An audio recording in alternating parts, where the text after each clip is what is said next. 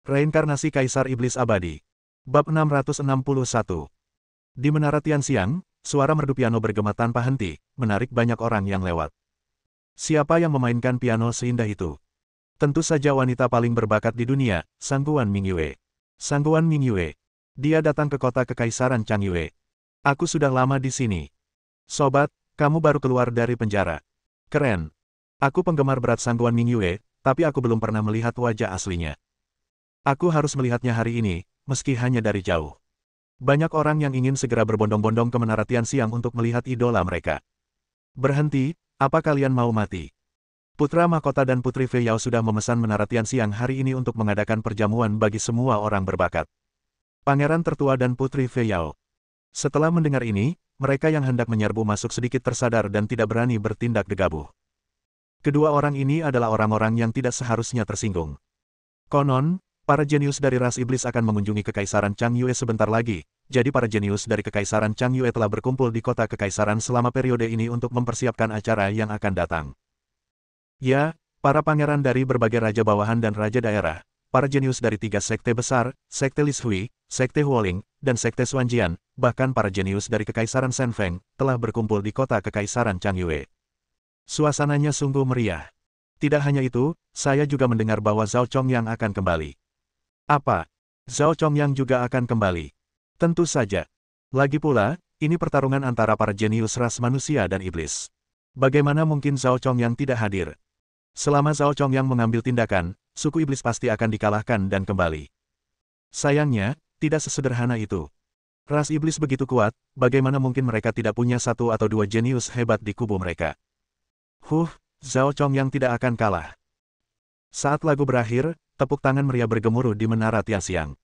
Sangguan Mingyue berdiri, membungkuk, lalu kembali ke tempat duduknya. Saudari Mingyue, kedengarannya sangat indah. Yang Siner bertepuk tangan. Nona Mingyue memang wanita paling berbakat. Lagu ini membuatku bahagia. Pangeran tertua memujinya tanpa henti. Yang mulia terlalu baik, kata Sangguan Mingyue dengan tidak wajar. Kakakku jarang memuji orang seperti ini. Ini menunjukkan bahwa Nona Mingyue memang sangat menawan. Putri Fei Yao terkekeh. Mendengar ini, pangeran tertua tampak sedikit malu dan berkata, Fei Yao, jangan terlalu blak-blakan. Kakak, aku memang pendiam, iya. Putri Fei Yao terkekeh pelan, melirik Sangguan Mingyue dan Yang Siner, lalu berkata, ngomong-ngomong, bukankah kau bilang ada 2 temanmu yang datang dari Yuan Cheng? Kenapa mereka tidak ada di sini? Xiao Chen bilang dia tidak bisa datang karena suatu hal, jadi dia meminta kami untuk meminta maaf kepada semuanya. Kata Sangguan Mingyue. Dasar brengsek. Sombong sekali. Kata seorang pemuda berpakaian brokat dengan suara berat, Putra Mahkota dan Putri Fei Yao mengundangnya, tapi dia tidak berani datang. Apa yang lebih penting daripada undangan dari Putra Mahkota dan Putri Fei Yao? Ini jelas sebuah alasan. Benar sekali, kalau kamu bertemu orang seperti itu yang tidak menghargai kebaikanmu, kamu harus memberinya pelajaran. Semua orang di sekitar dipenuhi amarah yang benar. Mereka sudah mulai membenci Xiao Chen bahkan sebelum mereka bertemu dengannya. Jangan salah paham, Xiao Chen mungkin benar-benar punya urusan mendesak. Yang Siner membela. Siner, kata Wang Zijian dengan nada kesal, anak itu bahkan tidak peduli pada pangeran tertua dan Putri Fei Yao, dan kau masih berbicara untuknya. Kurasa kau harus menjauh darinya, kalau tidak, cepat atau lambat dia akan menyakitimu. Saudara Zijian, bagaimana bisa kau bicara seperti itu? Yang Siner berkata dengan marah, Xiao Chen menyelamatkanku dan saudari Mingyue. Dia dermawan kita. Aku peduli padamu. Kata Wang Zijian. Kau jelas-jelas memfitnah penyelamatku. Yang Siner mungkin terkadang bermain-main, tetapi jika menyangkut masalah prinsip, dia tidak akan mundur sedikitpun. Baiklah, langsung saja ke intinya. Buat apa repot-repot berdebat tentang orang yang tidak ada hubungannya dengan kita? Kata pangeran tertua, mencoba meredakan suasana. Penolakannya untuk menghadiri pertemuan ini membuktikan dia bukan bagian dari lingkaran yang sama dengan kita. Sebaiknya kita jaga jarak saja darinya mulai sekarang. Yang mulia benar. Putri Fei Yao juga mengangguk. Mereka berdua tampak berusaha untuk meredakan situasi, tetapi kenyataannya mereka jelas lebih memihak Wang Zijian. Yang Siner marah, tetapi dia tidak bisa menunjukkannya di depan pangeran tertua dan Liu Fei Yao, jadi dia hanya bisa menyimpannya untuk dirinya sendiri. Liu Fei Yao. Pada saat ini, sesuatu yang tidak terduga terjadi, dan suara yang dipenuhi kemarahan bergema di seluruh Menara Tianxiang. Semua orang yang hadir tercengang ketika mendengar ini. Siapakah yang begitu bosan hidup hingga berani memanggil Putri Fei Yao dengan namanya seperti itu? Saat aku sedang bertanya-tanya, aku melihat seorang pemuda berusia 20-an mengenakan gaun panjang melangkah masuk ke Menara Tianxiang dan segera datang ke meja Liu Feiyao. Bu Jingwu. Kerumunan yang hendak memarahi itu mengenali pemuda bergaun panjang itu, namun mereka tertegun sejenak, saling berpandangan dan berbisik-bisik. Kenapa orang ini? Orang yang paling aku benci dalam hidupku, tak ada duanya. Sungguh memalukan bahwa Putri Feiyao, seorang putri bangsawan dan kecantikan yang tak tertandingi, harus menikahi pria seperti itu. Ya, Putri Feiyao seharusnya berpasangan dengan Zhao Chongyang. Kenapa dia bersama pecundang ini? Tidak ada yang bisa kita lakukan. Konon, ini adalah wasiat Kaisar Chang, dan tak seorang pun bisa mengubahnya. Tampaknya tak seorang pun yang hadir tidak membenci Bu Jingwu, tetapi karena identitas Bu Jingwu, tak seorang pun berani melakukan apapun padanya untuk sementara waktu. Ketika Liu Feiyao melihat Bu Jingwu, suasana hatinya yang gembira langsung sirna. Ekspresinya langsung berubah dingin dan ia bertanya, Bu Jingwu, apa yang kau lakukan di sini? Kalau aku tidak datang ke sini untuk mencarimu, berapa lama lagi kau akan bersembunyi dariku? Bu Jingwu mengabaikan tatapan orang lain dan menghadapi Liu Feiyao. Siapa yang bersembunyi darimu? Liu Feiyao mencibir, apakah kamu cukup layak? Aku tidak mau berdebat denganmu soal ini. Kata Bu Jingwu dingin sambil mengulurkan tangannya. Kembalikan padaku. Ini pusaka keluarga buku, dan bukan hakmu untuk mengambilnya. Keluarga bumu sudah musnah, untuk apa lagi kau membutuhkan benda itu? Kata Liu Feiyao dingin, sungguh sia-sia menyerahkannya pada pecundang sepertimu. Kau. Bu Jingwu mengepalkan tangannya, geram. Melihat ini, mata Liu Feiyao berbinar, dan tiba-tiba ia berkata dengan nada bercanda, Bu Jingwu, bukan tidak mungkin bagimu untuk mengambil kembali barang-barangmu. Aku akan memberimu kesempatan. Kemarahan Bu Jingwu sedikit mereda setelah mendengar ini, dan dia bertanya, katakan padaku apa saja syaratnya, bahkan jika itu berarti membatalkan pernikahan, aku bisa menyetujuinya. Baik kamu maupun aku tidak punya hak untuk memutuskan pernikahan ini. Lagi pula, kamu tidak bisa membatalkannya kapanpun kamu mau. Aku sudah menyerah pada ilusi apapun. Liu Feiyao menggelengkan kepalanya. Dia tidak tahu berapa kali dia telah menentang tuannya tentang pernikahan ini, tetapi tuannya selalu menolak untuk menyerah. Dia tahu bahwa jika dia ingin membatalkan pernikahan, dia hanya bisa menunggu Zhao Chongyang kembali, dan tidak ada orang lain yang bisa berbuat apa-apa. Untungnya, kejeniusan klan iblis mengunjungi kekaisaran Chang Yue, dan Zhao Chongyang kembali dalam beberapa hari ini. Jadi dia tidak khawatir lagi tentang hal ini. Jangan khawatir soal pernikahan itu. Aku tidak akan pernah menikahimu. Kalau kau ingin mendapatkan benda itu kembali, pilih 5 pemuda sekarang juga. Kamu tidak perlu mengalahkan mereka. Selama kamu bisa menahan 3 serangan dari masing-masing dari mereka, aku akan mengembalikan barang itu kepadamu. Bagaimana? Bab 662. Awalnya semua orang bertanya-tanya mengapa Putri Feiyao berkompromi dengan Bu Jingwu. Ketika Putri Feiyao mengemukakan persyaratannya, semua orang mengerti dan memperlihatkan ekspresi jenaka di wajah mereka. Kultivasi Bu Jingwu telah mencapai tahap jiwa baru lahir akhir, yang sebenarnya cukup menonjol di antara generasi muda. Namun, dalam kesempatan hari ini, siapa di antara mereka yang diundang oleh pangeran tertua dan Liu Feiyao adalah orang biasa. Bu Jingwu tidak sebanding dengan mereka semua. Liu Feiyao memperbolehkan Bu Jingwu memilih 5 lawan dan menerima 3 gerakan dari masing-masing lawan, yang sama saja dengan membiarkan Bu Jingwu dikalahkan oleh 5 orang berturut-turut dan mempermalukan dirinya sendiri di depan umum. Liu Feiyao, jangan berlebihan. Itu milikku sejak awal, kata Bu Jingwu dengan marah. Tapi sayangnya, sekarang semuanya ada di tanganku. Kata Liu Feiyao dengan tenang, sedangkan untukmu, setujui saja syaratku atau keluarlah dari sini dan jangan ganggu suasana hatiku lagi. Bu Jingwu tampak ragu-ragu saat mendengar ini. Dia tahu keterbatasannya sendiri. Dengan kekuatannya saat ini, bertarung dengan kelompok jenius ini hanyalah bentuk penyiksaan, tanpa peluang untuk menang. Namun pusaka keluarga tidak dapat hilang. Oke, aku janji. Bu Jingwu menggertakkan giginya dan berkata, di depan banyak orang, kau adalah seorang putri, jangan menarik kembali kata-katamu. Liu Feiyao hanya ingin mempermalukannya, jadi bagaimana jika dia membiarkan Liu Feiyao mendapatkan keinginannya? Dia telah menderita ketidakadilan sejak dia masih kecil, jadi dia tidak peduli lagi dengan masa itu. Haha, jangan khawatir, aku akan menepati janjiku. Kata Liu Feiyao sambil tersenyum nakal, aku serahkan inisiatifnya padamu. Selain Nona Mingyue dan Putri Siner, kau boleh memilih siapapun.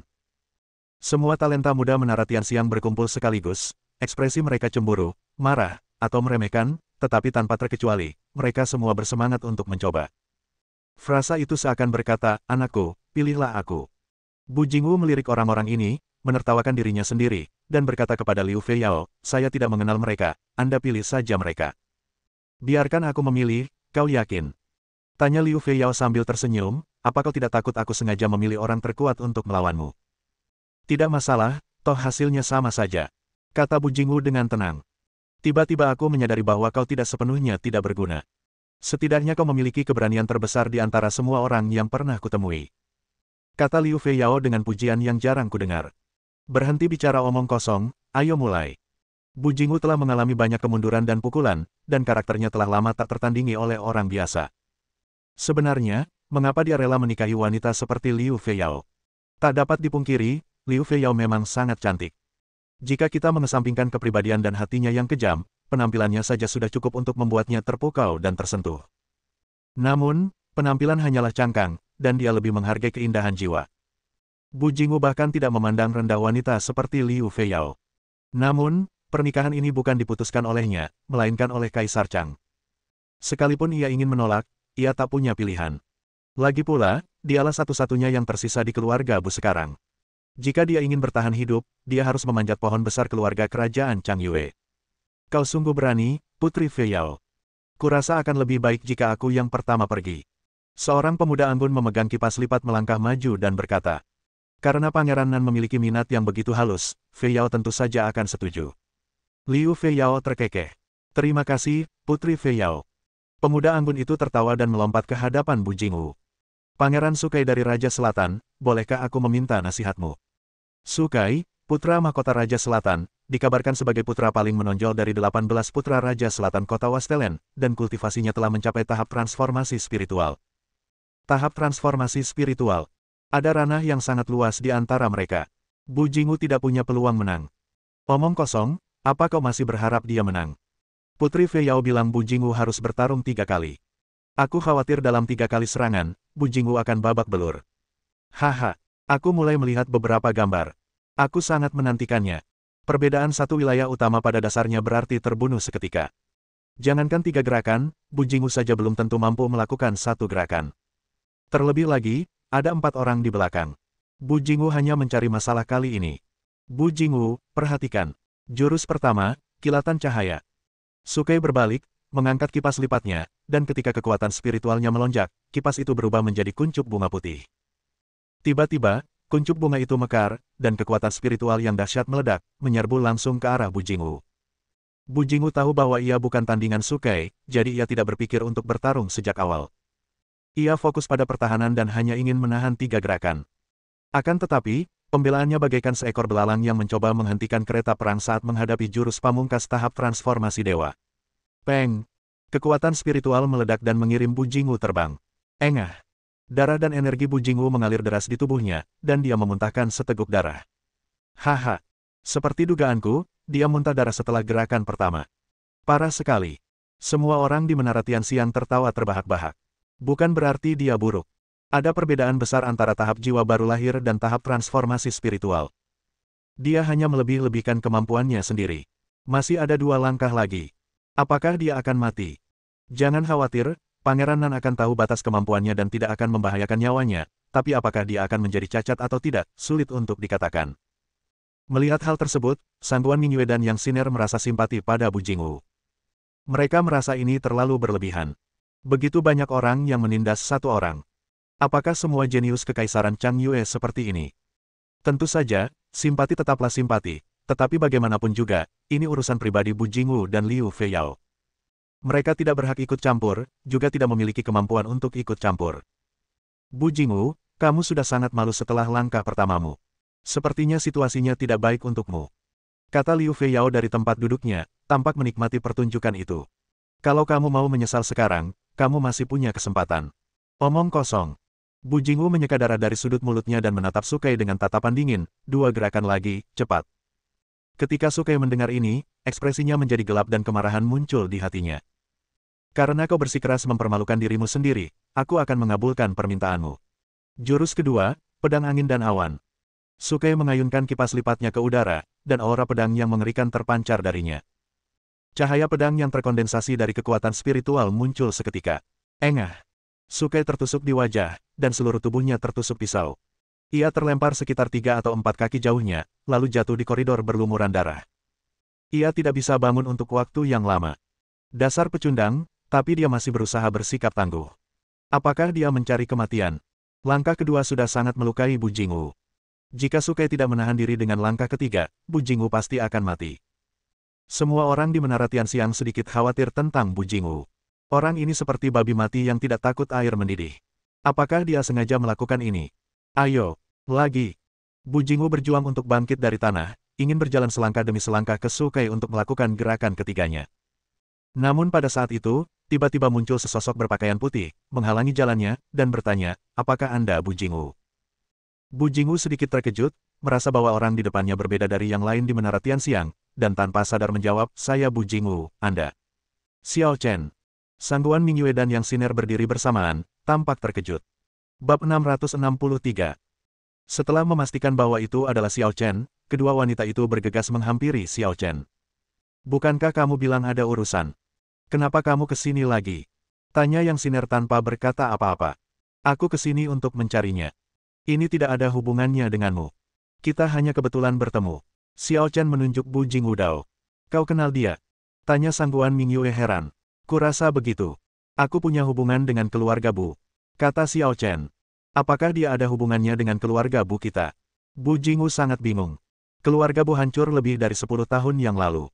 Xiao Chen terlihat seumuran dengannya, jadi bagaimana mungkin dia punya hubungan dengan keluarga Bu? Ikut aku, ini bukan tempat untuk bicara. Kata Xiao Chen kepada Bu Jingwu, aku punya beberapa pertanyaan untukmu. Ini, Bu Jingwu ragu-ragu. Dia tidak mengenal Xiao Chen dan tidak tahu apakah harus mempercayainya atau tidak. Kau ingin membawanya pergi, tapi apa kau sudah memintaku? Sukai kesal.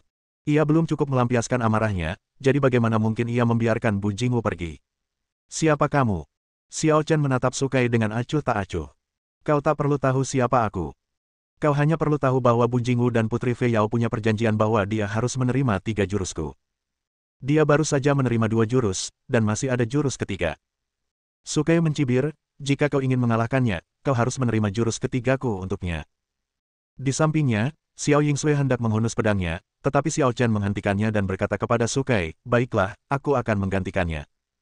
Teman, ini urusan pribadiku, sebaiknya kau tidak ikut campur. Bu Jingwu melangkah maju dan mencoba membujuk Xiao Chen untuk pergi. Bukannya dia tidak tahu bagaimana menghargai orang baik, tetapi jika Xiao Chen membelanya, itu sama saja dengan menyinggung Liu Fei Yao dan semua orang yang hadir, dan dia tidak tahan. Mundur sedikit. Xiao Chen mengabaikan Bu Jingwu dan melambaikan tangannya dengan momentum yang mengejutkan.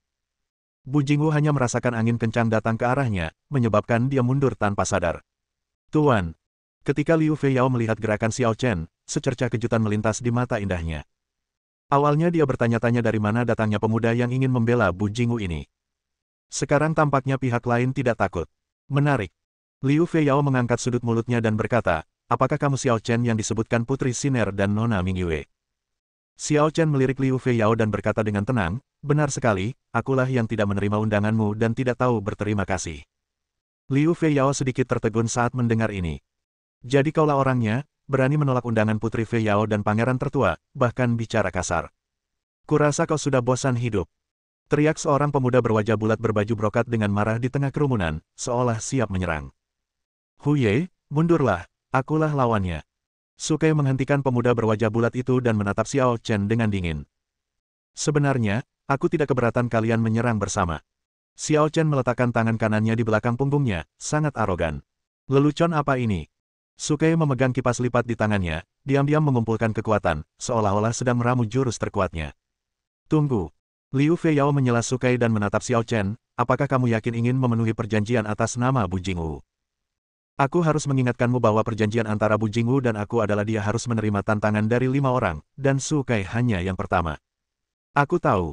Mata Xiao Chen dalam dan ekspresinya tenang. Bagus sekali. Karena kau begitu berani, bagaimana kalau menambahkan klausul lain ke dalam perjanjian itu? Kata Liu Fei Yao dengan nada bercanda, tinju dan kaki tidak punya mata. Hidup dan mati ditentukan oleh takdir. Tangan dan kaki tidak memiliki mata, hidup dan mati ditentukan oleh takdir. 8 kata ini tidak diragukan lagi setara dengan kontrak hidup dan mati. Artinya, dalam pertempuran yang akan datang, Anda tidak perlu khawatir tentang hidup atau mati. Bu Jingwu adalah orang yang sangat dihargai oleh Kaisar Chang. Ia bisa dipermalukan, tetapi tak seorang pun berani membunuhnya. Tapi Xiao Chen berbeda. Bukan siapa-siapa, mati dan hilang. Jika Anda sombong, Anda harus membayar harganya. Xiao Chen, jangan setuju. Semua orang di sini jenius, bukan orang biasa. Yang Siner dan Sangguan Mingyue menasihati bersamaan. Mereka tahu bahwa Xiao Chen bukan orang biasa, tetapi siapa yang bisa menjamin kemenangan dalam 5 pertarungan hidup dan mati dengan 5 orang jenius berturut-turut. Terlebih lagi, para jenius ini memiliki latar belakang yang luar biasa. Mereka adalah murid sekte besar, atau pangeran, dan ada juga anggota keluarga kerajaan seperti Pangeran Tertua dan Liu Feiyao. Bahkan jika Xiao Chen menang, jika dia menyinggung mereka, dia pasti akan menderita di masa depan. Sahabatku, aku menghargai kebaikanmu, tapi tolong jangan keras kepala, kata Bu Jingwu cemas. Xiao Chen mengabaikan Bu Jingwu, Sangguan Mingyue, dan Yang Siner, dan hanya berkata kepada Liu Feiyao, aku setuju dengan persyaratanmu, tetapi aku juga punya satu syarat. Oh, ceritakan padaku. Liu Feiyao merasa Xiao Chen cukup menarik. Kelima pertempuran harus diselesaikan, dan kalian tidak boleh mundur di tengah jalan. Jika kalian kekurangan orang, kalian harus turun ke medan perang sendiri. Suara Xiao Chen nyaring dan kuat, menggema di telinga semua orang. Semua orang tercengang sesaat. Apakah orang ini gila? Dia benar-benar menuntut agar dia harus memainkan kelima pertandingan dan tidak menyerah di tengah jalan. Ini bukan cara mencari kematian. Apa kau pikir dengan begitu banyak orang di sini, kita tidak akan bisa menemukan 5 orang untuk naik panggung? Liu Feiyao sama sekali tidak mengerti apa yang dimaksud Xiao Chen. Jadi kamu setuju? Tanya Xiao Chen. Apa yang perlu diperdebatkan? Liu Feiyao mendengus dingin.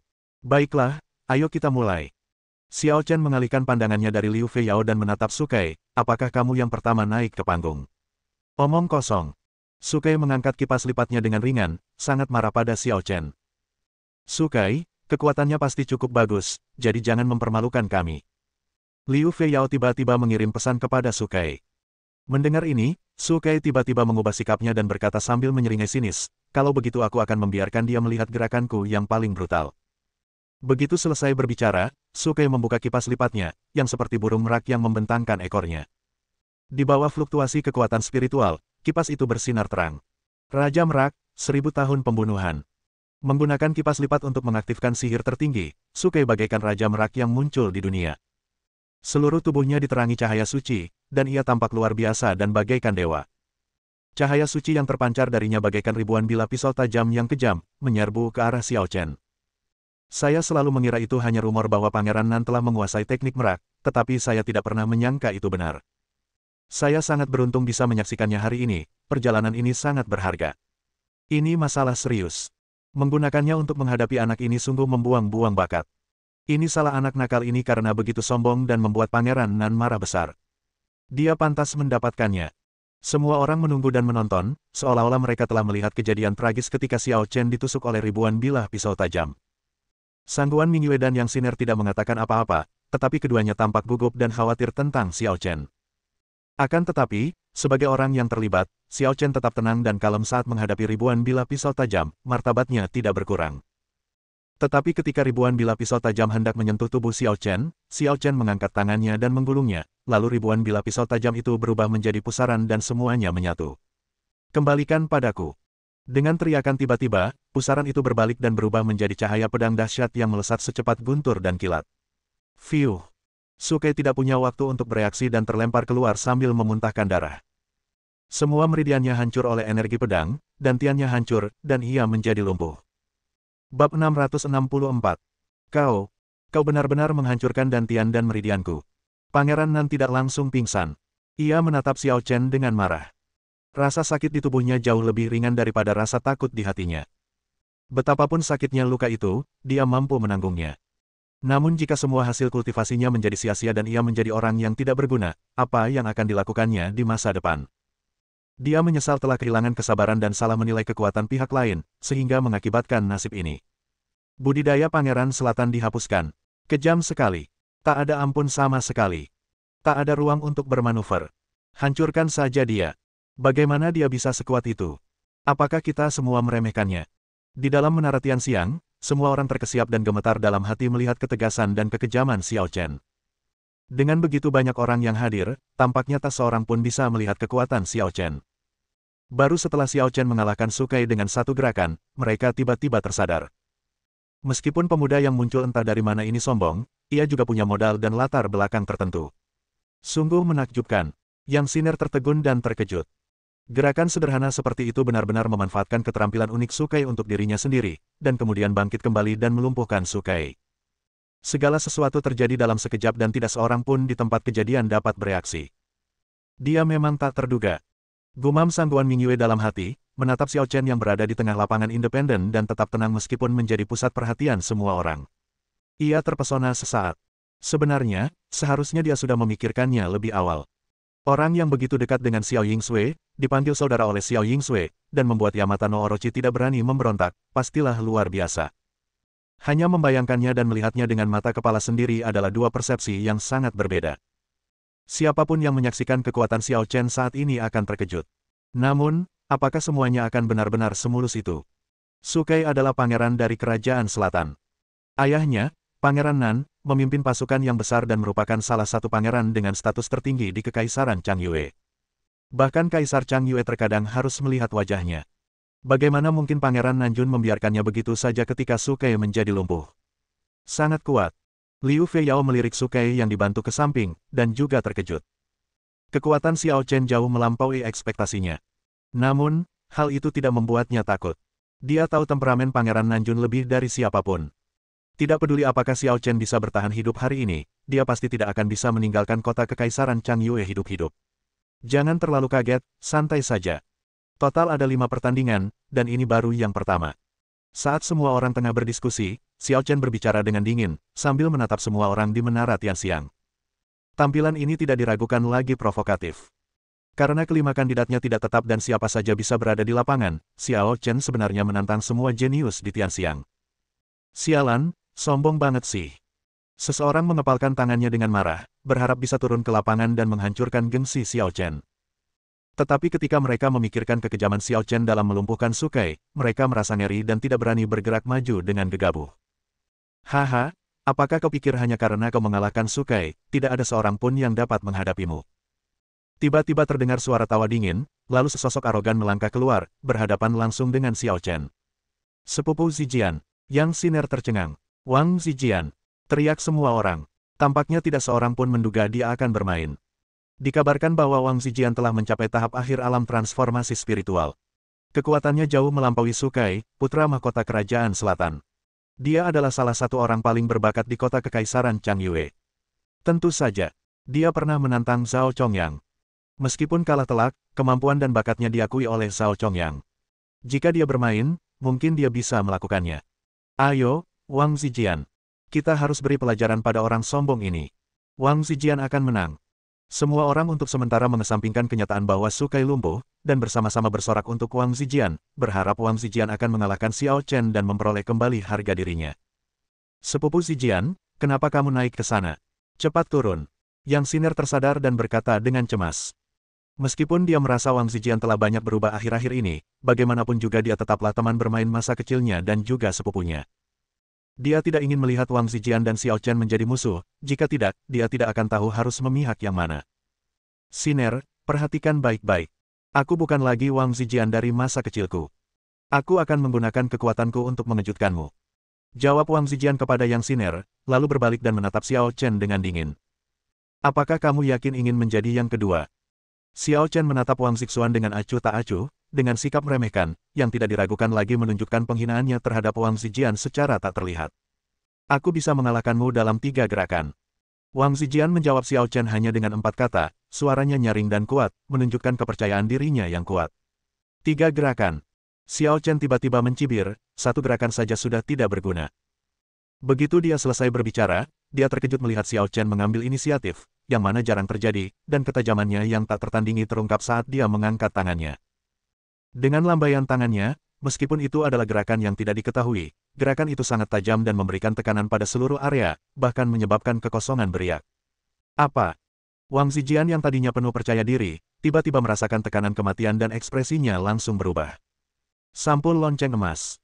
Menghadapi krisis yang fatal, Wang Zijian tidak punya waktu untuk berpikir dan mengeluarkan senjata ajaib berlapis emas. Senjata ajaib berlapis emas itu memancarkan cahaya keemasan yang menyilaukan, membentuk lonceng emas yang melilitnya ke segala arah, yang merupakan pertahanan mutlak. Bisakah besi lapuk semacam ini menghalanginya? Dengan ucapannya yang sarkastis, ketajamannya yang tak tertandingi menghantam penutup lonceng emas Wang Zijian. Peng! Bang!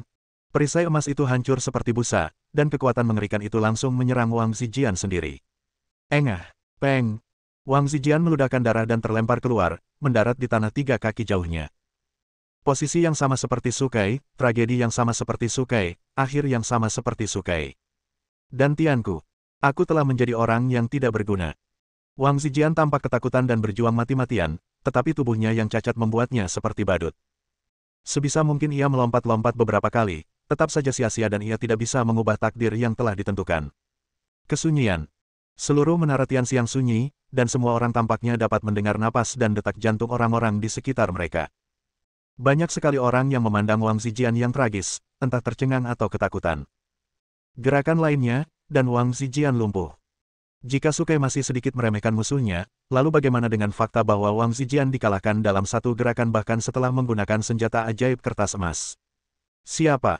Siapa dia? Tidak ada niat untuk menunjukkan belas kasihan sama sekali. Mereka akan membunuh mereka dengan satu serangan. Apa bedanya menghancurkan fondasi kultivasi seseorang dengan membunuh mereka? Kejam sekali. Suara semua orang di Menara Tianxiang mulai bergetar, dan mereka memandang Xiao Chen seolah-olah dia adalah iblis. Dia berturut-turut menggulingkan seorang pangeran dan seorang pangeran, namun dia tetap bersikap tenang dan kalem, tanpa mengubah ekspresinya sedikitpun. Tampaknya di matanya, dia hanya melakukan dua hal yang tidak penting. Sangguan Ningyue dan Yang Xiner sangat terkejut hingga mereka tidak bisa berkata-kata dan bahkan lupa peduli dengan luka Wang Zijian. Bang! Liu Feiyao tiba-tiba membanting meja karena marah, berdiri dan berteriak, tindakan yang mulia terlalu tidak masuk akal. Bab 665. Kau tidak tahu batas kemampuanmu. Xiao Chen menatap Liu Feiyao dengan acuh tak acuh. Kau serius? Tadi kau bilang tinju dan kaki tidak punya mata, dan hidup mati ditentukan oleh takdir. Sekarang aku hanya melumpuhkan mereka, bukan membunuh mereka. Kau masih berani bilang kau tidak tahu batas kemampuanmu. Anda. Liu Feiyao sangat marah hingga wajahnya berubah ungu. Ia menunjukkan bakat luar biasa sejak muda dan diterima sebagai murid pribadi Kaisar Chang. Meskipun seorang gadis, statusnya di keluarga kerajaan Chang Yue setara dengan pangeran tertua. Tidak seorang pun berani menantangnya secara terbuka. Dan Xiao Chen, lelaki yang tidak diketahui asal-usulnya itu, tidak bisa lagi dikatakan memprovokasinya, ia terang-terangan menargetkannya. Daripada mengkhawatirkan orang lain, kenapa tidak mengkhawatirkan dirimu sendiri? Xiao Chen menatap Liu Feiyao dan berkata dengan tenang, kelima pertempuran itu harus dijalani. Kalau kau tidak bisa mengumpulkan 5 orang, kau harus berjuang sendiri. Meski nadanya sangat tenang, hal itu tidak diragukan lagi menyebabkan kehebohan besar, dan membuat semua orang yang hadir samar-samar memahami arti syarat yang diajukan oleh Xiao Chen. Apakah sejak awal ia memang berniat melumpuhkan siapa saja yang melawannya?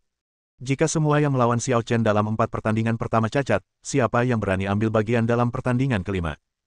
Menurut perjanjian, jika tidak ada 5 pertandingan, Liu Feiyao harus bermain sendiri. Mungkinkah dia bermaksud melumpuhkan Liu Feiyao juga? Saat pikiran ini terlintas di benakku, wajah semua orang yang hadir berubah drastis dan mereka sangat ketakutan. Mereka menyadari bahwa Xiao Chen sama sekali tidak sombong, melainkan orang gila. Hanya orang gila yang berani mempunyai pikiran dan tujuan seperti itu sejak awal. Tidakkah dia tahu status macam apa yang dimiliki Liu Feiyao di Kekaisaran Chang Yue?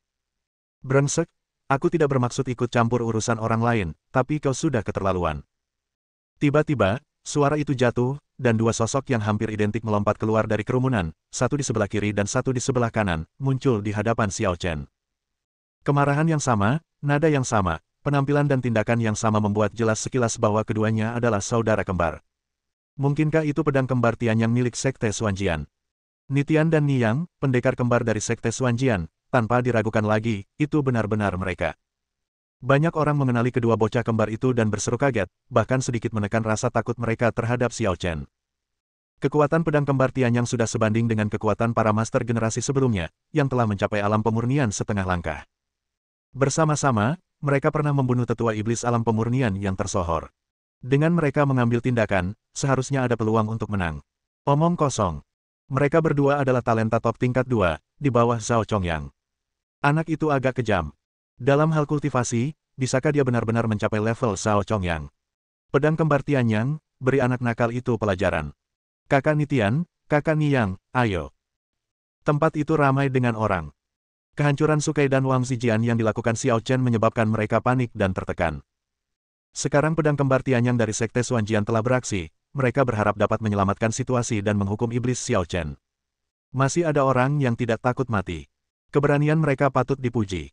Tatapan Xiao Chen tertuju pada Nitian dan Niyang, dan nadanya yang kasar membuat mereka berdua sangat marah. Mereka tidak terlalu dekat dengan Liu Feiyao, dan mereka tidak perlu menjilatnya. Mereka diundang ke pesta Menara Tianxiang hanya karena sopan santun. Satu-satunya tujuan mereka datang ke kota Kekaisaran Changyue adalah untuk bertemu dengan kejeniusan ras iblis. Selama pesta berlangsung, mereka tidak ikut campur, duduk di meja dan mengobrol dengan beberapa rekan murid, dan tidak mengejek Bu Jingwu atau Xiao Chen seperti yang lainnya. Namun, Xiao Chen berhasil mengalahkan Su Kai dan Wang Zijian, lalu bersaing dengan Liu Feiyao, meremehkan semua jenius manusia yang hadir. Ia begitu sombong hingga akhirnya membuat mereka tak mampu menahan diri. Tidak peduli apapun, kita harus meredam antusiasme anak ini. Nitian, serahkan anak ini padaku, kau turun saja. Tidak, aku yang pertama ke sini. Aku benar-benar marah pada orang ini, jangan berkelahi denganku. Karena mereka kembar, Nitian dan Ni yang tidak tahu siapa kakak laki-laki dan siapa adik laki-lakinya, jadi mereka biasanya memanggil satu sama lain dengan nama mereka. Pada saat ini, mereka semua ingin memberi Xiao Chen pelajaran, dan mereka mulai berdebat satu sama lain. Pertarungan ini sia-sia. Aku tetap bilang aku tidak keberatan kalian bersatu. Xiao Chen berbicara perlahan, sikap acuh tak acuhnya menunjukkan keyakinan penuh. Seolah-olah yang memprovokasinya bukanlah pedang kembar Tianyang, tetapi hanya dua kucing dan anjing acak. Lancang, arogan, Nitian dan Ni yang berteriak marah pada saat yang sama. Karena kamu begitu sombong, jangan salahkan kami karena bersikap kejam. Kedua pria itu tidak ingin menindas yang lemah dengan jumlah mereka. Lagi pula, mereka telah bergabung untuk membunuh tetua Sekte Iblis. Di antara generasi muda, mereka tidak takut pada siapapun kecuali Zhao Chongyang. Namun, Xiao Chen berani meremehkan mereka berulang kali. Jika mereka tidak bisa menghukum Xiao Chen hari ini, mereka tidak akan pantas disebut pedang kembar Tianyang. Pedang misterius yang tak tertandingi. Pedang misterius yang tak tertandingi. Niat pedang murni muncul dari Nitian dan Niyang, dan mereka melakukan gerakan pedang yang sama hampir pada saat yang bersamaan. Niat pedang menyatu, dan gerakan pedang pun digabungkan, langsung meningkatkan kekuatan gerakan beberapa kali lipat. Ledakan. Tekanan pedang menerobos atap Menara Tianxiang dan mencapai langit. Kekuatan dahsyatnya membuat langit dan bumi tampak pucat jika dibandingkan. Di dalam dan di luar Menara Tianxiang, semua orang diselimuti oleh niat pedang dan tekanan pedang yang mengerikan, dan semua orang merasa ngeri. Apakah ini pedang kembar Tianyang? Mengerikan sekali. Sedangkan untuk pedang kembar Tianyang, orang-orang kebanyakan mendengar tentang legenda mereka tetapi jarang melihat mereka beraksi. Aku pikir cerita tentang mereka berdua yang bergabung untuk membunuh tetua iblis sengaja dibesar-besarkan, tetapi sekarang setelah aku melihatnya, aku menyadari bahwa kekuatan mereka bahkan lebih kuat daripada rumor-rumor itu. Ambil ini. Nitian dan Ni yang berteriak serempak, menghunus pedang mereka yang tak tertandingi dan menyerbu ke arah Xiao Chen, berniat untuk mengalahkannya dalam satu serangan. Lumayan, kata Xiao Chen dengan nada sedikit setuju, selamat atas kerja sama kalian yang sempurna. Kalian juga seharusnya diperlakukan berbeda. Begitu dia selesai berbicara, Xiao Chen mengulurkan tangannya, dan dua niat pedang yang berbeda muncul di tubuhnya. Teknik pedang, transformasi naga dan harimau. Niat pedang itu mengambil bentuk, satu sebagai naga dan yang lainnya sebagai harimau. Raungan sang naga memecah angkasa, raungan sang harimau menggetarkan hingga ribuan mil jauhnya. Kedua pedang saling bertautan, bagai seekor naga dan seekor harimau yang bertarung, langit dan bumi bergetar. Meskipun gerakan pedang Nitian dan Ni yang sempurna, mereka terus-menerus patah ketika berhadapan dengan kekuatan naga dan harimau, dan hancur berkeping-keping. Momen, peng, peng. Nitian terkena aura pedang naga, dan Ni yang terkena aura pedang harimau. Seluruh tubuh mereka terlempar keluar, dan pada saat yang sama, ribuan energi pedang meledak dari tubuh mereka, menghancurkan anggota tubuh dan dantian mereka. Metode yang sama, hasil yang tak terelakkan sama. Nitian dan Ni yang telah menjadi orang yang tidak berguna. Ya Tuhan, dia juga menghancurkan pedang kembar Tianyang. Ini tidak mungkin benar. Aku tidak percaya. Aku pasti bermimpi. Satu gerakan, dia tetap hanya menggunakan satu gerakan. Semua orang di Menara Tianxiang terus menelan ludah, tidak mampu menahan rasa takut di hati mereka. Memprovokasi Liu Feiyao, orang-orang mengira Xiao Chen sombong. Su Kai dikalahkan hanya dengan satu gerakan. Orang-orang mengira Xiao Chen tidak menyadari keterbatasannya sendiri hanya karena ia memiliki beberapa kemampuan minor. Wang Zijian dikalahkan dengan satu gerakan, dan orang-orang menyadari kemampuan Xiao Chen dan mulai merasa sedikit takut. Satu gerakan menghancurkan Nitian dan Niyang, dan orang-orang akhirnya mengerti segalanya. Xiao Chen tidak hanya sombong, tetapi juga gila. Dia bahkan lebih seperti monster. Monster yang mungkin tidak lebih lemah dari Zhao Chongyang. Bab 666. Zhao Chongyang, Jenius macam apa itu? Ia bangkit di masa-masa sulit, berperang melawan klan iblis, dan membunuh banyak sekali anggota klan iblis yang kuat. Bakatnya begitu tinggi sehingga bahkan pemimpin tertinggi umat manusia pun terkagum-kagum. Dan orang dapat membayangkan betapa terkejutnya semua orang yang hadir oleh seorang jenius yang sebanding dengan Zhao Chongyang. Zhao Chongyang berasal dari keluarga biasa, dan ia mencapai puncak selangkah demi selangkah sepenuhnya dengan mengandalkan kekuatannya sendiri. Jadi, apapun latar belakang Xiao Chen, dia telah menunjukkan bakat yang tidak kalah dari Zhao Chongyang, yang cukup untuk menarik perhatian dan rasa hormat semua orang. Hanya saja karena konflik sebelumnya, perhatian dan rasa hormat ini berubah menjadi ketakutan. Mereka berpikir, bagaimana jika Xiao Chen membalas dendam di masa depan? Ada 2 orang di pertandingan ini, jadi mari kita hitung 2. Tambahkan 2 sebelumnya, jadi 4, tinggal 1. Saat semua orang tengah asyik berpikir, suara samar Xiao Chen kembali bergema, terngiang-ngiang di telinga mereka bagai suara setan. Dia ingin bertarung lagi. Permainan kelima berlanjut. Orang kelima harus dieliminasi. Padahal bukankah itu memang niatnya sejak awal? Ia membela Bu Jingwu dan memberi pelajaran kepada mereka yang ingin mempermalukannya. Ia akan mengalahkan siapapun yang berani maju, dan ia tidak akan pernah menggunakan tipu daya lagi. Dengan 4 pelajaran sebelumnya yang dipelajari, bahkan orang yang paling bodoh pun dapat melihat situasi dengan jelas. Xiao Chen tidak sombong, tetapi dia benar-benar memiliki modal untuk menantang semua jenius di Menara Tianxiang. Saat ini, siapa yang berani menyinggung perasaannya? Meskipun mungkin masih ada beberapa orang yang tidak senang dengan Xiao Chen, orang bijak tidak akan pernah menderita kerugian di hadapannya. Tidak ada orang yang akan dengan sengaja menghancurkan masa depannya hanya karena amarah sesaat. Huye, bukankah kamu ingin melawan Xiao Chen sebelumnya? Apakah kamu akan pergi? Aku tidak mau pergi. Pemuda berwajah bulat yang pernah bertanding dengan Su Kai sebelumnya bergidik dan tanpa sadar mundur ke belakang kerumunan. Faktanya, selama mereka bertemu dengan tatapan Xiao Chen, siapapun di Menara Tianxiang akan secara tidak sadar mundur, karena takut diberi perhatian khusus oleh Xiao Chen. Hanya dia yang membuat semua orang jenius di sini mundur dan tidak berani menyentuh keunggulannya. Yang Siner dan Sangguan Mingyue menatap sosok di tengah lapangan yang memandang ke bawah ke arah kerumunan, dan sangat terkejut. Xiao Chen yang sekarang sangat berbeda dengan Xiao Chen yang biasa mereka kenal, seolah-olah dia bukanlah orang yang sama sekali. Biasanya, dia rendah hati, tenang, dan pendiam, dan tampaknya memiliki mentalitas tidak bersaing dengan dunia. Namun kini, dia bersikap tajam, arogan, dan suka mendominasi, dan setiap gerakannya mendatangkan penindasan yang tak terlihat kepada orang lain. Cukup, kita menyerah. Liu Feiyao tiba-tiba berbicara. Meskipun mereka enggan mengakuinya, para jenius itu telah ditakuti oleh Xiao Chen, dan tidak ada seorang pun yang berani bangkit lagi. Terus membiarkan Xiao Chen bersikap sombong hanya akan membuatnya malu. Memikirkan hal ini, dia mengangkat tangannya dan sebuah liontin bulan sabit muncul di tangannya. Dia tampak agak enggan, tetapi akhirnya, dia menggertakkan giginya dan melemparkannya ke Bu Jingwu. Aku akan mengembalikan barang-barang itu kepadamu. Aku, Liu Feiyao, telah kehilangan perjanjian ini. Tidak perlu bersaing lagi. Bu Jingwu tanpa sadar mengambil liontin bulan sabit dan merasa amat bahagia. Barang itu akhirnya ditemukan, kalau tidak dia akan mengecewakan leluhur keluarga Bu yang mengetahuinya. Terima kasih, sahabatku, atas bantuanmu. Bu Jingwu mengungkapkan rasa terima kasihnya kepada Xiao Chen. Dia tahu bahwa tanpa Xiao Chen, akan sulit baginya untuk mendapatkan kembali liontin bulan sabit dari Liu Feiyao. Jangan terburu-buru, ini belum berakhir. Xiao Chen menatap Liu Feiyao dengan tenang dan berkata, apa kau lupa perjanjian kita sebelumnya? Kelima permainan harus dimainkan, dan masih ada 1 permainan yang belum dimainkan.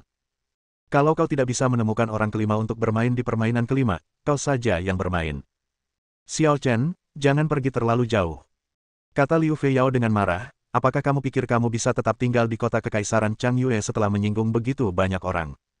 Aku rabun jauh dan tidak bisa melihat masa depan. Kata Xiao Chen dengan tenang, aku hanya tahu kau masih berutang kompetisi padaku. Kau, kata Liu Feiyao dengan marah, apakah kau ingin menghancurkanku juga? Kau pikir aku tidak berani? Tanya Xiao Chen dingin. Mendengar ini, Liu Feiyao tak kuasa menahan gemetar seluruh tubuhnya. Pada saat ini, dia merasakan hawa dingin dari Xiao Chen yang belum pernah dirasakannya sebelumnya, begitu menusuk hingga menembus jauh ke dalam jiwanya. Dia menyadari bahwa Xiao Chen tidak hanya berbicara. Selama dia muncul, Xiao Chen benar-benar akan menghancurkannya. Sama seperti 4 sebelumnya. Aku hitung sampai 3 saja. Kalau tidak ada yang menggantikanmu dalam 3 hitungan, kaulah yang akan bertarung di pertandingan kelima. Kata-kata dingin itu tidak memberi ruang untuk keraguan atau bantahan.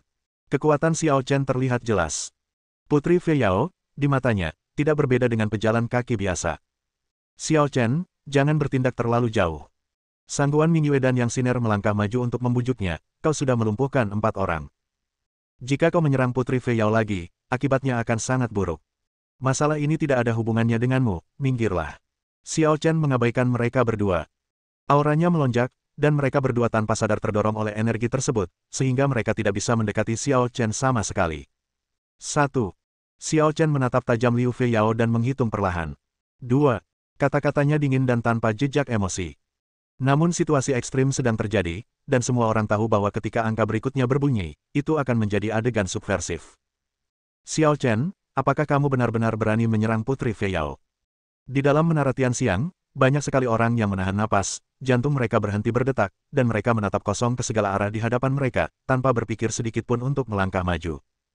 Meskipun banyak di antara mereka merupakan pengikut dan pengagum Liu Fei Yao, ketika tiba saatnya, tidak ada seorang pun yang bersedia mempertaruhkan nyawanya demi Liu Fei Yao.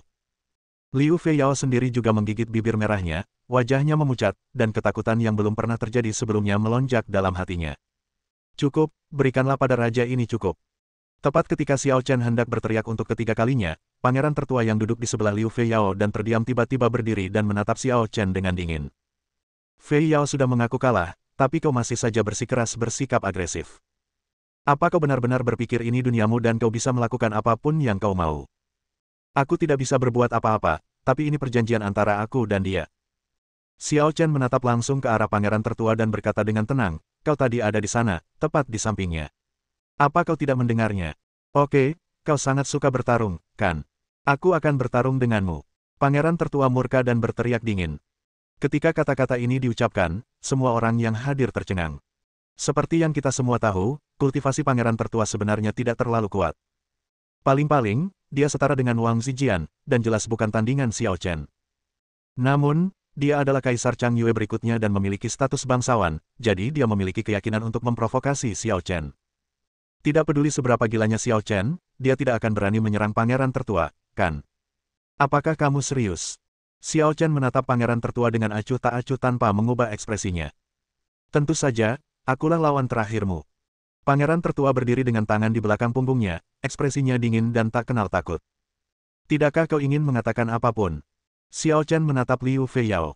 Namun Liu Fei Yao tampak linglung dan tidak menanggapi. Sepertinya kamu tidak mendapat respon apapun. Bagus sekali, aku akan membantumu mewujudkan hubungan kakak adikmu yang menyentuh.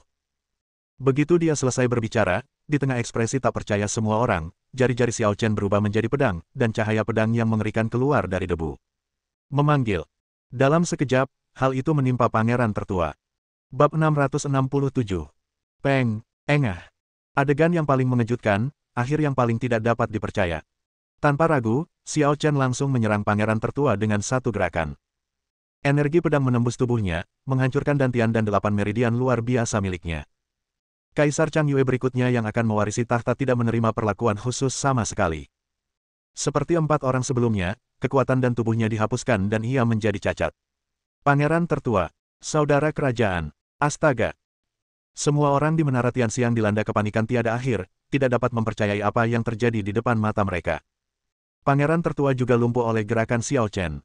Orang ini sungguh tidak punya prinsip dan melakukan apapun sesuka hatinya. Kau beruntung. Ada yang berani menanggung kesalahanmu. Xiao Chen melumpuhkan pangeran tertua dan berkata dengan tenang kepada Liu Fei Yao, sekarang setelah 5 pertempuran berakhir dan kau telah mengembalikan barang-barang keluarga Bu, mari kita kesampingkan masalah ini untuk saat ini. Tentu saja, jika kau punya keluhan, jangan ragu untuk datang menemuiku. Aku tidak akan meninggalkan kota kekaisaran Chang Yue selama beberapa hari ke depan. Liu Fei Yao adalah keturunan Liu Hongmo dan juga murid langsung Liu Hongmo. Demi Liu Hongmo, mari kita beri dia kesempatan. Mengabaikan reaksi Liu Fei Yao, Xiao Chen berkata kepada Bu Jingwu, ikutlah denganku, ada sesuatu yang ingin kutanyakan padamu. Setelah mengatakan hal itu, dia berjalan pergi, begitu santai dan begitu arogan. Tak perlu dikatakan, Xiao Yingsui mengikuti Xiao Chen dari dekat. Kali ini, Bu Jingwu sama sekali tidak ragu dan langsung berlari mengejar Xiao Chen. Pada saat ini, saat Xiao Chen pergi, penindasan tak terlihat di aula menghilang tanpa jejak, dan semua orang merasa lega dan menghela napas lega. Seharusnya pestanya meriah, tapi aku tak menyangka jadi begini. Rasanya seperti mimpi buruk. Xiao Chen, semuanya tidak akan berakhir seperti ini. Liu Feiyao telah mendapatkan kembali ketenangannya di beberapa titik, matanya dipenuhi dengan kebencian yang mendalam. Xiao Chen membawa Bu Jingwu ke sebuah rumah tua terbengkalai di sebelah barat kota kekaisaran. Ini dia. Bu Jingwu menatap rumah yang familiar di depannya, suasana hatinya tiba-tiba berubah-ubah dan dia tidak bisa tenang untuk waktu yang lama. Ini adalah bekas situs keluarga Bu yang makmur. Keluarga Bu adalah keluarga dengan warisan kuno di kekaisaran Changyue. Bahkan ada seorang leluhur dalam keluarga tersebut yang naik ke negeri dongeng. Karena sangat makmur dan berkuasa, keluarga ini bertahan lama. Selain itu, Kaisar Chang selalu menjaga keluarga Bu mereka, dan keluarga Bu mereka memiliki kecenderungan untuk menjadi keluarga nomor satu di kekaisaran Changyue. Namun, 12 tahun yang lalu, perubahan besar terjadi dalam semalam, yang menyebabkan terputusnya warisan keluarga Bu dan hampir hancur.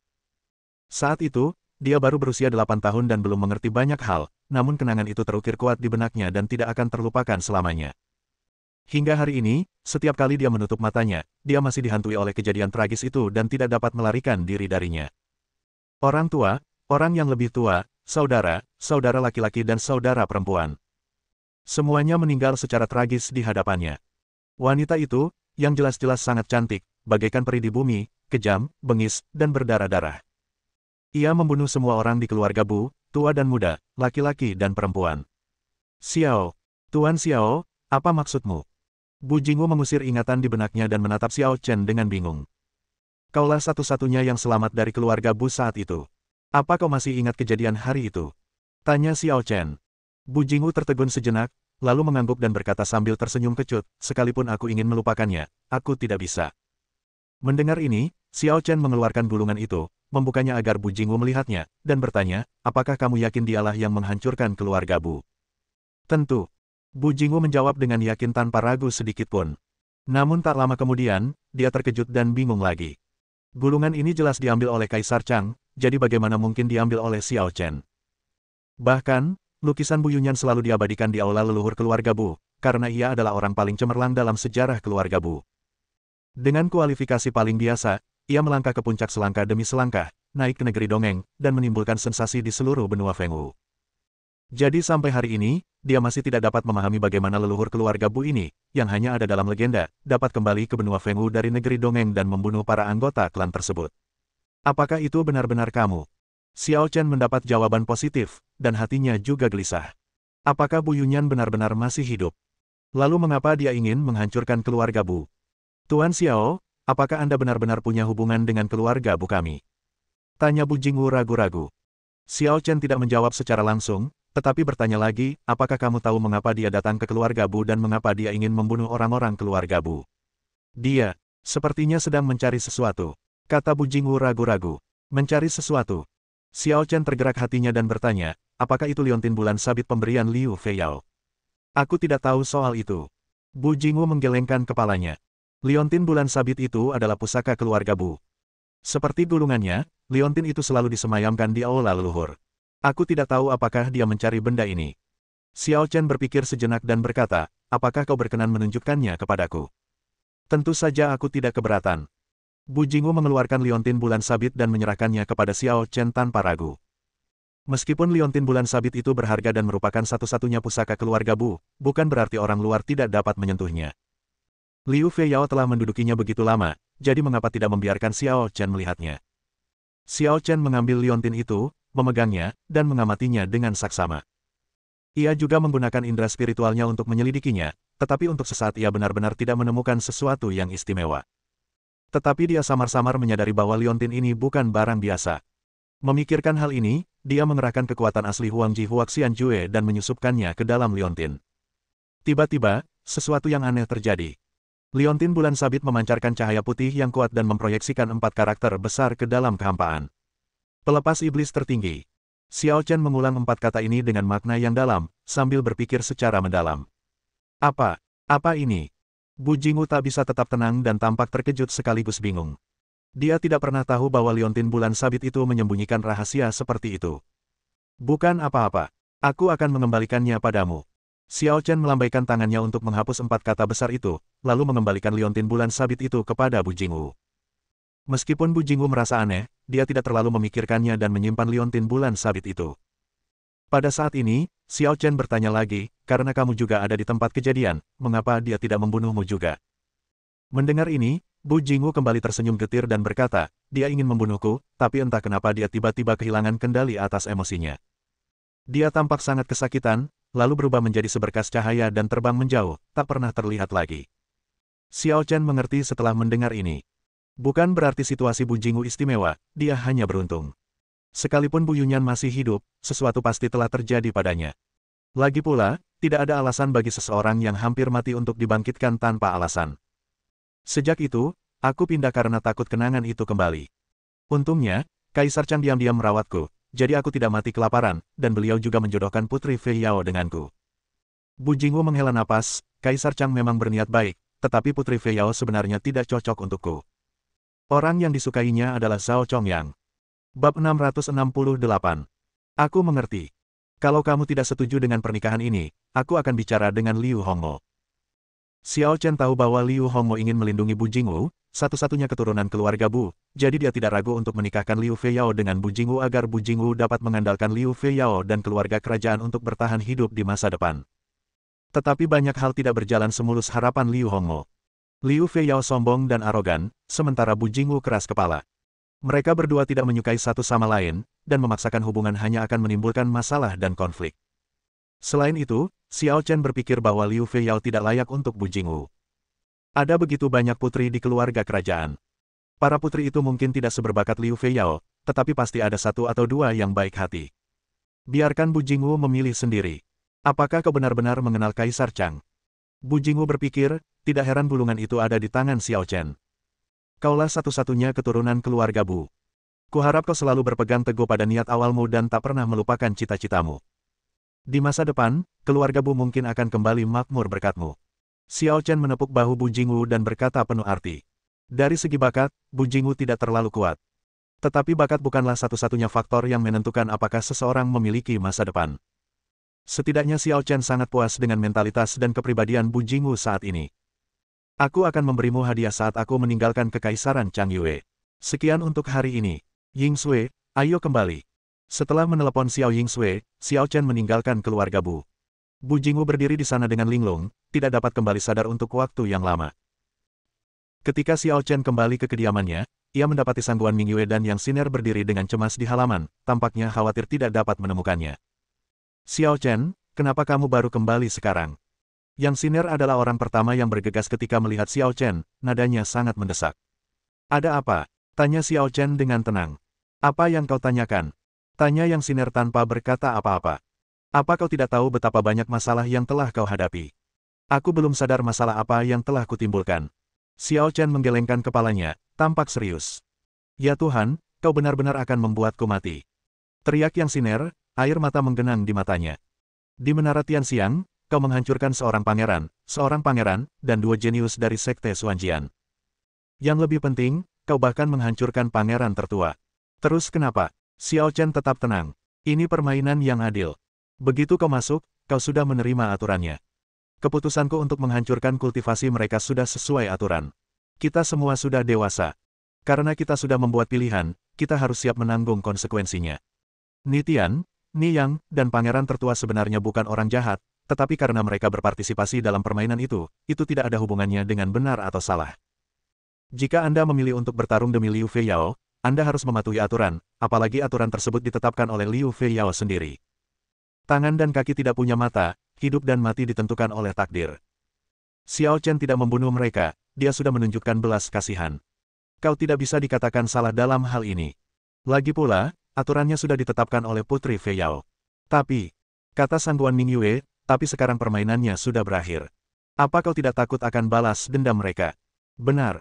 Jika kekuatan di balik orang-orang ini bersatu, tahukah kau betapa mengerikannya itu?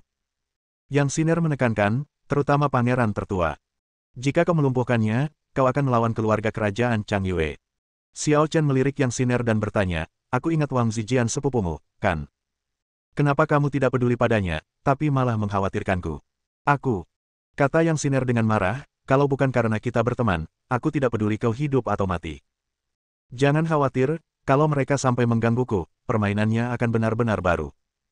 Kata Xiao Chen dengan tatapan dalam, memancarkan cahaya aneh, kalau begitu aku yang akan menentukan aturan mainnya. Sang Guan Mingyue dan Yang Siner sama-sama tercengang saat mendengar ini dan terdiam lama sekali. Entah mengapa, mereka merasakan aura yang sangat berbeda dari Xiao Chen saat ini. Meskipun ia tinggal di tempat biasa, ia memiliki sikap mengendalikan segalanya, seolah-olah semua makhluk hidup dan benda di dunia tidak dapat lepas dari pengamatan dan perencanaannya.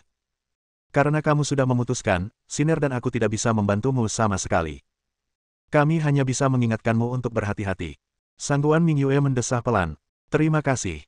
Xiao Chen mengucapkan terima kasih dengan tenang. Meskipun kedua wanita itu sebenarnya tidak dapat menolongnya, mereka tetap memiliki niat baik.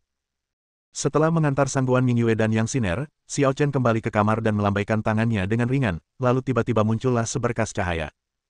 Di atas kekosongan, 4 karakter besar, Taisang Simo, muncul lagi. Liontin berbentuk bulan sabit milik keluarga Bu hanyalah sebuah wadah, dan teknik Taisang Simo adalah rahasia liontin berbentuk bulan sabit tersebut.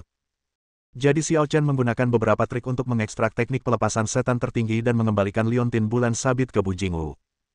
Bukannya dia sedang merencanakan sesuatu, tapi teknik Taisang Simo begitu luar biasa sehingga Bu Jingwu tidak punya cara untuk mempraktikkannya. Jika dia memaksakan diri untuk mempraktikkannya, dia hanya akan membawa kehancurannya sendiri. Ini jelas bukan keterampilan yang seharusnya dimiliki keluarga Bu. Selain itu, Taisang Simo hanya bereaksi terhadap Huangji Huaxianjue, mungkin dia memiliki hubungan yang tidak diketahui dengan Huangji Huaxianjue. Tekniknya baru setengah selesai, atau bahkan hanya seperempat. Xiao Chen memindai keempat karakter besar itu dengan indera spiritualnya yang kuat, dan garis besar yang tidak lengkap serta beberapa rumus metode Taisang Simo Gong secara bertahap muncul di benaknya. Mari kita coba lihat apakah kita bisa menyelesaikannya terlebih dahulu. Xiao Chen sedang memikirkan sesuatu, jadi dia segera menggunakan Huangji Huaxianjue untuk memperbaiki Taisang Simo Gong Fa. Fungsi paling kuat dari Huangji Huaxianjue adalah simulasi, deduksi dan derivasi. Simulasi, tentu saja, adalah menyalin dan mereplikasi kemampuan lawan dan menggunakannya untuk keuntungan Anda sendiri. Deduksi dapat memperbaiki teknik, seni bela diri, kekuatan magis, yang rusak dengan cara yang paling sempurna. Teknik baru yang dihasilkan dari deduksi mungkin tidak persis sama dengan aslinya, tetapi kekuatannya lebih besar daripada aslinya. Derivatif, sebagaimana tersirat dalam namanya, adalah menciptakan kemampuan baru berdasarkan kemampuan asli dan memanfaatkan potensi semaksimal mungkin. Meskipun teknik Taisang Simo misterius dan tak terduga, Huangji Huaxianjue seharusnya cukup untuk menyimpulkan bagian akhirnya. Dan di istana Chang Yue, keributan besar sedang terjadi. Su Kai, Wang Zijian, Ni Tian, Ni Yang dan pangeran tertua dikirim ke istana bersama dan dirawat oleh tabib kekaisaran dan alkemis top. Akan tetapi, hasilnya tidak terlalu optimis. Yang mulia, kami sungguh-sungguh minta maaf. Luka mereka terlalu parah dan tak ada obatnya. Puluhan tabib istana menggelengkan kepala, menunjukkan bahwa mereka tak berdaya. Bagaimana mungkin? Bahkan dengan kemampuan medismu, kau tidak bisa menyembuhkannya. Tanya Kaisar Chang Yue dengan marah. Yang mulia, jika itu hanya meridian yang rusak, pasti ada cara untuk menyembuhkannya. Tapi orang yang melukai mereka dengan serius jelas melakukannya dengan sengaja, membiarkan energi pedang tetap berada di tubuh mereka, terus-menerus menyebabkan kerusakan. Pada titik ini, sudah terlambat untuk menyelamatkan mereka. Jawab tabib istana dengan jujur. Ini adalah dunia kultivasi, dan keterampilan medis tabib kekaisaran secara alami tak tertandingi oleh orang biasa. Pecahnya meridian umum dan hancurnya dantian hanyalah masalah kecil dan dapat disembuhkan. Intinya, Xiao Chen sengaja menghindari hal ini saat beraksi. Ia tidak hanya melukai mereka dengan parah di tempat, tetapi juga meninggalkan energi pedang di tubuh mereka, sehingga peluang mereka untuk pulih sepenuhnya terputus. Bab 669. Apa? Benarkah ini? Mendengar ini, Kaisar Chang Yue murka. Orang ini benar-benar kejam. Dia benar-benar tidak memberi ruang bagi orang lain. Ya, orang yang melakukannya jelas melakukannya dengan sengaja, sehingga benar-benar menghilangkan kesempatan kita untuk berobat. Semua tabib istana menggelengkan kepala dan mendesah. Pada saat ini, beberapa aura kuat menyerbu ke dalam istana, tanpa menghiraukan etiket dan protokol apapun, dengan ekspresi kecemasan yang amat sangat. Dermaga. Yang pertama tiba adalah Pangeran Su Zhenfei dari Nanjun. Tubuhnya yang kekar melesat ke sekeliling istana, mengguncang seluruh istana. Kaisar Chang Yue agak tidak senang melihat ini, tetapi dia tidak menyalahkan siapapun. Lagi pula, dalam situasi ini, tidak seorang pun yang dapat mengendalikan emosinya. Zijian, tidak Tian, Ni Yang. Segera setelah itu, ayah Wang Zijian dan beberapa tetua sekte Xuanjian tiba, juga dipenuhi dengan amarah dan kesedihan. Siapa pelakunya?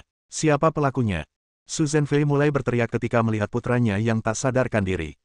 Pangeran Nanjun, tenanglah dulu. Kaisar Chang Yue menasihati. Bagaimana aku bisa tetap tenang?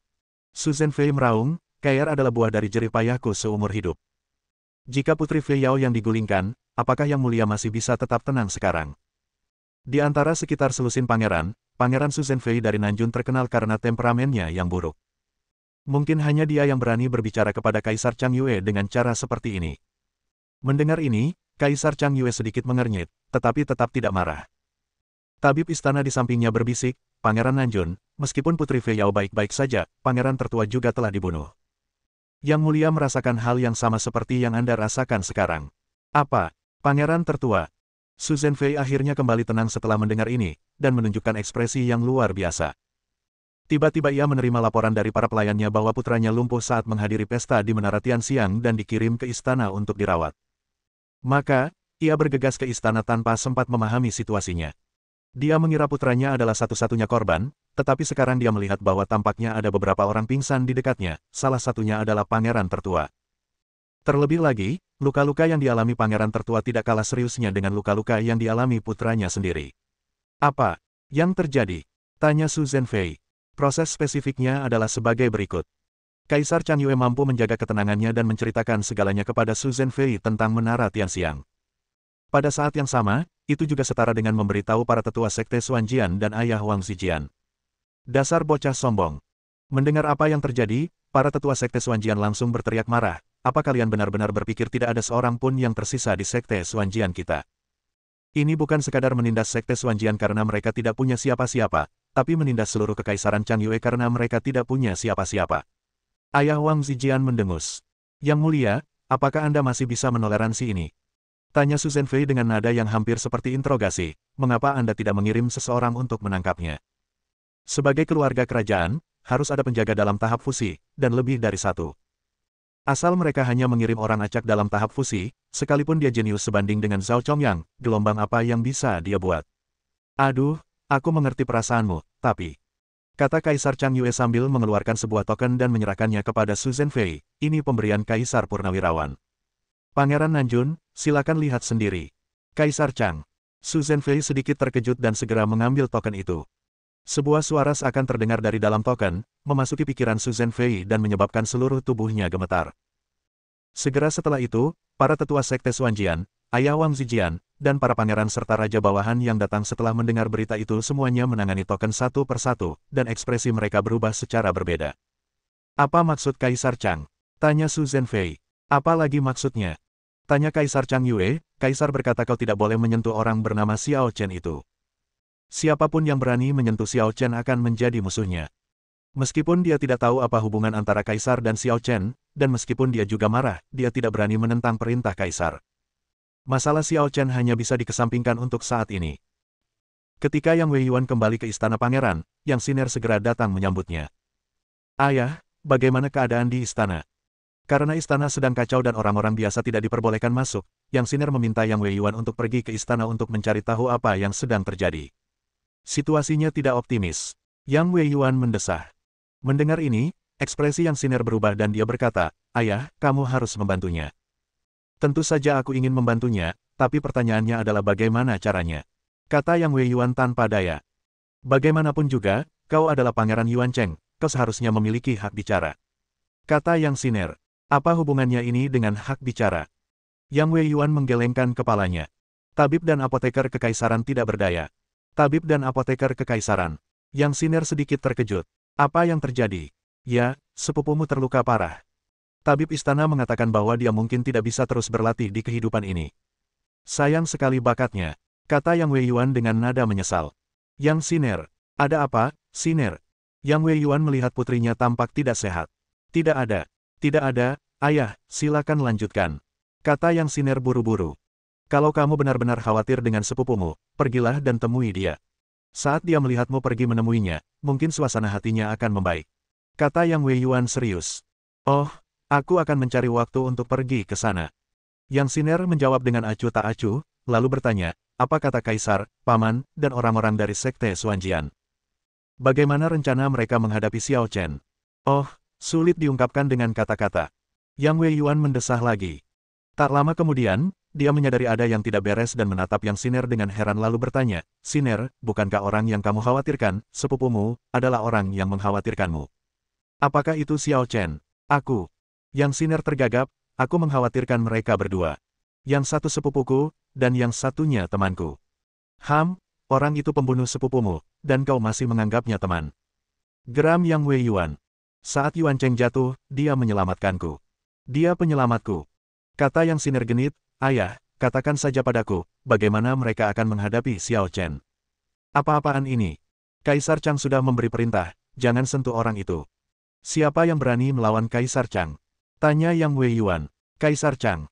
Yang Siner bertanya dengan heran, Kaisar Chang mengenal Xiao Chen. Entahlah. Ngomong-ngomong, setelah diskusi antara Pangeran Nanjun dan beberapa tetua sekte Xuanjian, tidak ada perkembangan. Pamanmu juga bilang dia akan menyerah untuk membalas dendam demi sepupumu. Kata Yang Wei Yuan. Meskipun Kaisar Chang selalu memiliki penyakit tersembunyi dan kekuatannya belum mencapai puncaknya, reputasinya tetap terpelihara dan ia didukung oleh keluarga kerajaan. Bahkan sekte Xuanjian pun tidak berani menantangnya. Jika dia bertekad melindungi seseorang, siapa yang berani menentangnya? Ternyata orang ini sudah percaya diri sejak lama, tidak heran. Yang Siner merasa lega mendengar Xiao Chen baik-baik saja, tetapi dia tidak bisa menahan perasaan sedikit marah. Dia dan Sangguan Mingyue sangat khawatir terhadap Xiao Chen, tetapi Xiao Chen bersikap tidak berperasaan. Jika kau memberitahuku tentang hubunganmu dengan Kaisar Chang sebelumnya, bukankah semuanya akan baik-baik saja? Babak 670. Secara umum, seorang putri tinggal di istana sebelum ia menikah, dan baru akan diberikan rumah mewah setelah ia menikah. Namun, Putri Fei Yao istimewa. Ia diberi rumah mewah sejak kecil. Pada saat ini, di paviliun di taman belakang rumah Putri Fei Yao sedang mendengarkan seorang kasim melaporkan beberapa berita. Bang! Seolah-olah mendengar berita yang sangat enggan didengarnya, Putri Fei Yao berdiri dengan marah dan menamparkan meja batu di depannya. Aku tahu Xiao Chen berani bertindak tidak bermoral seperti itu, dia pasti percaya diri, tapi aku tidak menyangka orang di belakangnya adalah Tuan. Liu Fei Yao telah menjadi sosok yang sombong dan arogan sejak kecil. Ia tidak hanya menunjukkan bakat luar biasa dalam kultivasi, tetapi juga jauh lebih unggul daripada teman-temannya dalam hal strategi, karakter, dan harga diri. Di Menara Tianxiang, dia kehilangan ketenangannya untuk pertama kali dalam hidupnya dan dikejutkan oleh aura Xiao Chen. Namun setelah kembali, dia perlahan menenangkan diri dan menganalisis situasi.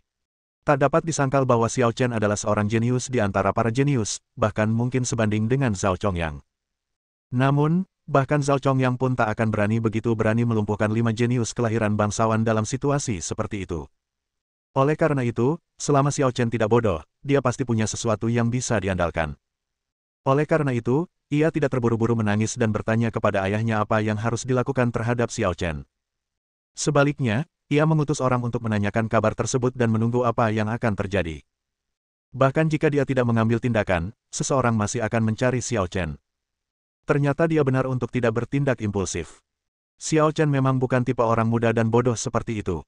Dia didukung oleh Kaisar Chang, sebuah pohon besar di belakangnya. Siapa yang berani menyentuhnya?